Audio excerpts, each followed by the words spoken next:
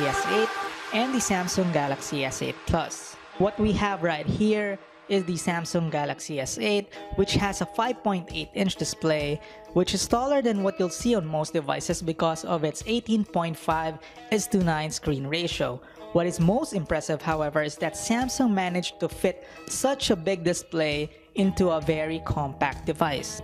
The resulting phone is smaller than the iPhone 7 Plus, which is kind of a big deal considering the iPhone 7 Plus carries a 5.5-inch display compared to the S8's 5.8-inch display, which is not only taller and bigger, but also sharper than what Apple offers.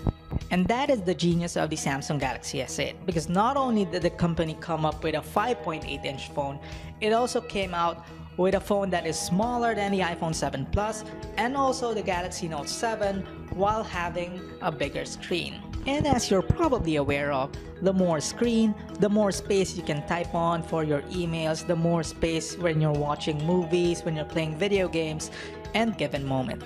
Moving on to the design of the phone, the Galaxy S8 is actually a narrower and shorter version of the Note 7.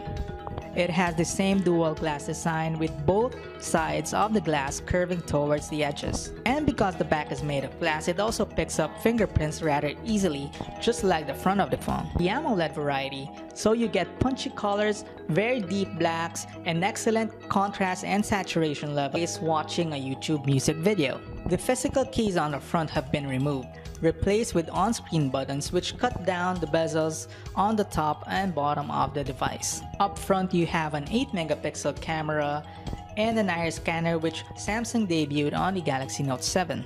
The iris scanner works great, it's fast, accurate, and reliable, and we actually found ourselves using it more than the fingerprint reader on the back.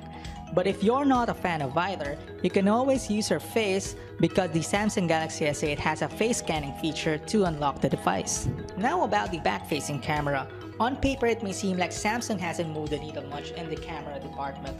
The sensor around the back is still at 12 megapixels like the S7's, which might surprise some given that most other OEMs seem to agree that two rear-facing cameras are actually better than one. The good news is the S8 retains the same dual pixel technology found in the S7, which means accurate and fast.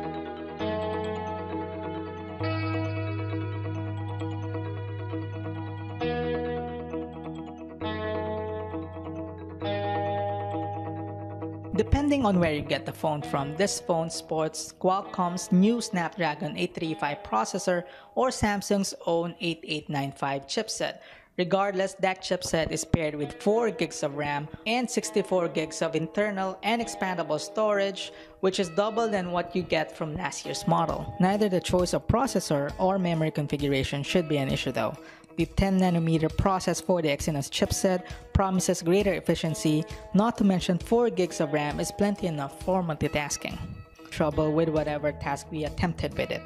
This phone is stupidly fast, faster than any Android phone we've tested, and it shows in the benchmark results. Our unit notched 165,365 points in Antutu benchmark, 6,162 points in our Geekbench multi-core testing. Battery is at 3,000 mAh on the S8 and it supports fast charging.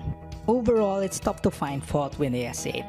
Where other manufacturers are messing around with the formula by introducing cosmetic changes that will have little to no effect on user experience, Samsung's newfound design sensibilities actually make a huge difference.